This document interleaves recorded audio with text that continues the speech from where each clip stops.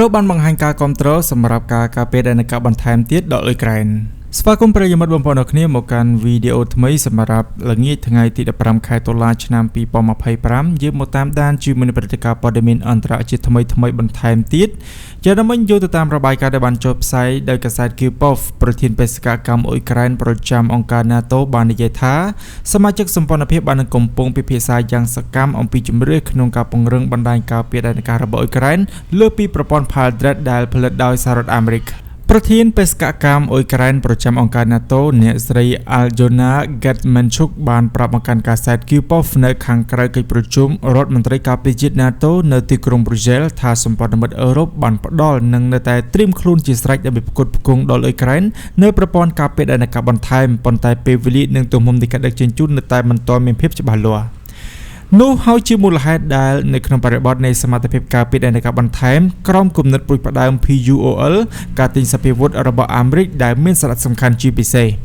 រដ្ឋជាសមាជិកអង្គការ NATO បានកំពុងពិភាក្សាយ៉ាងសកម្មអំពីជំរឿនក្នុងការពង្រឹងបណ្ដាញការពារដែនការរបស់អ៊ុយក្រែនលើពីប្រព័ន្ធ Patriot ដែលផលិតដោយសហរដ្ឋអាមេរិកដែលនៅតែមានការផ្គត់ផ្គង់ខ្វះខាតនៅឡើយអ្នកស្រី Getmanchuk បាននិយាយថាប្រទេសមួយចំនួននៅអឺរ៉ុបអាចនឹងជំនួសអាវុធអាមេរិកមួយចំនួនជាមួយនឹងសមមូលរបស់ពួកគេប៉ុន្តែពួកគេមិនអាចផ្គត់ផ្គង់នៅប្រព័ន្ធការពារដែនការទាំងនោះក្នុងបរិមាណដូចគ្នាឬក្នុងល្បឿនដូចគ្នានោះទេយើងនឹងមិននិយាយអំពីផែនការអនាគតនោះទេឬនេះកំពុងតែកាត់ឡើងហើយប៉ុន្តែសមត្ថភាពផលិតកម្មនៅតែមានកម្រិតយ៉ាងណាមិញប្រព័ន្ធការពារដែនការរបស់អឺរ៉ុបដែលមានដូចជា Jamti, IRIS-T និង Gepard និងប្រព័ន្ធការពារដែនការផ្សេងទៀតបានបង្ហាញអំពីប្រសិទ្ធភាពរបស់ពួកគេក្នុងការការពារទីក្រុងរបស់អ៊ុយក្រែននិងហេដ្ឋារចនាសម្ព័ន្ធសំខាន់ទោះជាយ៉ាងណាក៏ដោយការផលិតនិងពេលវេលានៃការចែកចាយនៅតែជាបញ្ហាដ៏សំខាន់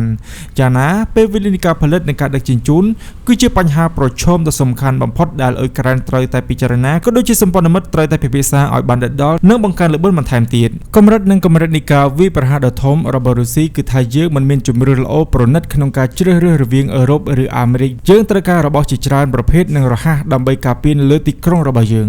ងអ្នកស្រី Getmanchuk បាននិយាយថាជាអកុសលផលិតកម្ម Jamti មិនបានកើនឡើងដល់កម្រិតដែលយើងត្រូវការនោះទេដៃគូរបស់យើងអាចផ្ដល់ប្រព័ន្ធជាក់លាក់ប៉ុន្តែនៅពេលដែលខ្ញុំសួរថាតើមានប៉ុន្មាននិងនៅពេលណាចម្លើយជាញឹកញាប់គឺមិនច្បាស់លាស់នៅទីនេះយើងមិនទាន់រួចរាល់នៅឡើយនោះទេទន្ទឹមនឹងអ៊ុយក្រែនដែលបានពឹងផ្អែកទៅលើការរួមបញ្ចូលគ្នានៃប្រព័ន្ធលោកខាងលិចរួមទាំងប្រព័ន្ធ Patriot, NAJAM និង IRIS-T ដើម្បីទប់ទល់ទៅនឹងការវាយប្រហារដោយមីស៊ីលនិងយន្តហោះគ្មានមនុស្សបើករបស់រុស្ស៊ីអ្នកតំណាងរូបនេះបាននិយាយថាអឺរ៉ុបមានឆន្ទៈក្នុងការជួយប៉ុន្តែពេលវេលានៅតែជាបញ្ហាចម្បងបាទជាកប៉ុណ្ណាប្រិយមិត្តបងប្អូនអរគ្នាស្របពេលដែលរុស្ស៊ីនៅតែបង្កើននៃការវាយប្រហារជាប្រចាំសម្ព័ន្ធមិត្តអឺរ៉ុបរបស់អ៊ុយក្រែនបានសន្យាម្ដងហើយម្ដងទៀតជាមួយនឹងការផ្ដល់ឲ្យជាមួយប្រព័ន្ធការពារដែនអាកាសបន្ថែមទៅដល់អ៊ុយក្រែនដើម្បីការពារទៅនឹងការទប់ទល់ជាមួយនឹងការវាយប្រហារដោយយន្តហោះគ្មានមនុស្សបើករបស់រុស្ស៊ីណាក៏ប៉ុន្តែយ៉ាងណាមិញនៅពេលនេះអ៊ុយក្រែនបានទទួលត្រឹមតែប្រព័ន្ធការពារដែនអាកាស Patriot ក៏ដូចជាប្រព័ន្ធ Jamti ដែលវានៅតែមិនអាចឆ្លើយតបទៅនឹងកម្រិតនៃការវាយប្រហាររបស់រុស្ស៊ីបានណាសរុបពេលដែលប្រព័ន្ធការពារដែនអាកាសទាំងនោះដែលសម្ព័ន្ធមិត្តបានផ្ដល់ឲ្យមកដល់ប្រទេសអ៊ុយក្រែនគឺមានចំនួនតិចតួចនៅឡើយណាដែលនេះគឺជាការទទូចក៏ដូចជាការស្នើសុំ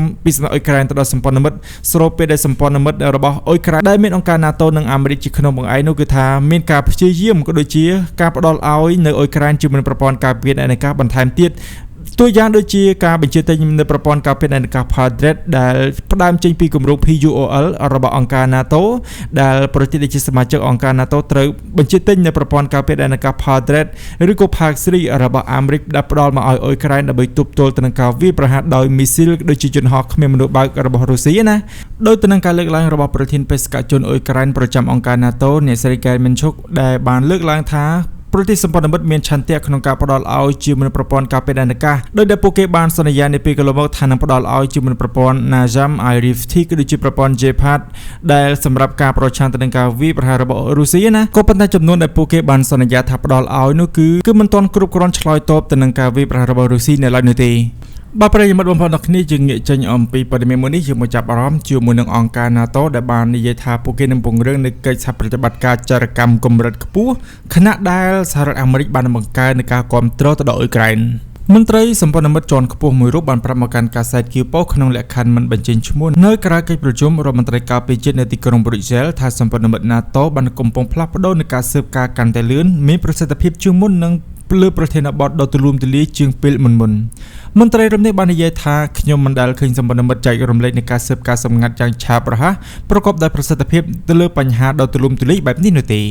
យ៉ាងណាមិញសហរដ្ឋអាមេរិកក៏នៅតែជាអ្នកផ្ដល់នូវព័ត៌មានសម្ងាត់ដ៏ធំបំផុតនៅក្នុងសម្ព័ន្ធស្របពេលដែលទីភ្នាក់ងារចារកម្មរបស់អាមេរិកបានកំពុងចែករំលែកព័ត៌មានសម្ងាត់យ៉ាងសកម្មជាងពេលមុនខ្ញុំមិនបានឃើញសញ្ញានៃការធ្លាក់ចុះនោះទេទាំងពីទីក្រុង Washington និងទាំងពីដីគូអឺរ៉ុបរបស់យើងផ្ទុយទៅវិញនិន្នាការនេះបានកំពុងផ្លាស់ប្ដូរទីដោយផ្ទុយគ្នាហើយយើងទាំងអស់គ្នាកំពុងបង្កើននូវកិច្ចខិតខំប្រឹងប្រែងរបស់យើងរួមទាំងសហរដ្ឋអាមេរិកផងដែរមន្ត្រីរំនេះបានសង្កត់ធ្ងន់ថាទំនាក់ទំនងរវាងសេវាស៊ើបការសម្ងាត់អាមេរិកសម្ព័ន្ធមិត្តរបស់ពួកគេនិងអង្គការ NATO ទាំងមូលនៅតែត្រូវបានកសាងឡើងលើការជឿទុកចិត្តនិងកិច្ចសហប្រតិបត្តិការយ៉ាងជិតស្និទ្ធលោកក៏បានកត់សម្គាល់ផងដែរថាទីក្រុង Washington បានបដិញ្ញាផ្ដល់ការគាំទ្រផ្នែកសេវាស៊ើបការសម្ងាត់ជាផ្នែកមួយនៃការធានាសន្តិសុខនាពេលអនាគតដ៏មានសក្តានុពលសម្រាប់អ៊ុយក្រែន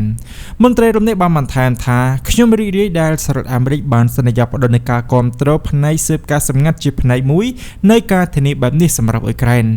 កាលពីសប្តាហ៍មុនកាសែត Kipov បានរាយការណ៍ថាសហរដ្ឋអាមេរិកក្រោមការដឹកនាំរបស់ប្រធានាធិបតី Donald Trump តាមសេចក្តីរាយការណ៍បានផ្ដល់នូវការស៊ើបការចាំបាច់ដើម្បីជួយទីក្រុងគីវវិលុកទៅលើទីតាំងប្រេងរបស់រុស្ស៊ីនៅទូទាំងប្រទេសក្នុងគោលបំណងសម្ងាត់ដើម្បីជំរុញឲ្យទីក្រុងមូស្គូឆ្ពោះទៅរកការចរចាគិតត្រឹមដើមខែតុលាឆ្នាំ2025ការវាយប្រហារត្រូវបានគេរាយការណ៍ថាបានបិទប្រមាណ 38% នៃរោងចក្រចម្រាញ់ប្រេងរបស់រុស្ស៊ីហើយបានជំរុញឲ្យមានវិបត្តិប្រេងនៅក្នុងប្រទេសនេះជាមួយនឹងការរឹតបន្តឹងទៅលើការលក់ប្រេងសាំងនិងប្រេងម៉ាស៊ូតនៅក្នុងតំបន់ជាច្រើនហើយបើយោងទៅតាមប្រភពពីកាសែត Financial Times ដែលបានដកស្រង់សម្ដីរបស់មន្ត្រីអាមេរិកនិងអ៊ុយក្រែនដែលបានបញ្ចេញឈ្មោះបាននិយាយថារដ្ឋបាលលោក Donald Trump បានជួយជាសម្ងាត់ដល់ការធ្វើកតកម្មដោយផ្ដល់ទិន្នន័យចាំបាច់ដល់ទីក្រុងគីវទិន្នន័យរួមមានផែនការផ្លូវរយៈកម្ពស់ពេលវេលានិងផ្ដល់ព័ត៌មានលម្អិតអំពីបេសកកម្មដែលជួយយន្តហោះគ្មានមនុស្សបើករបស់អ៊ុយក្រែនគេចចេញពីប្រព័ន្ធការពារដែនអាកាសរបស់រុស្ស៊ី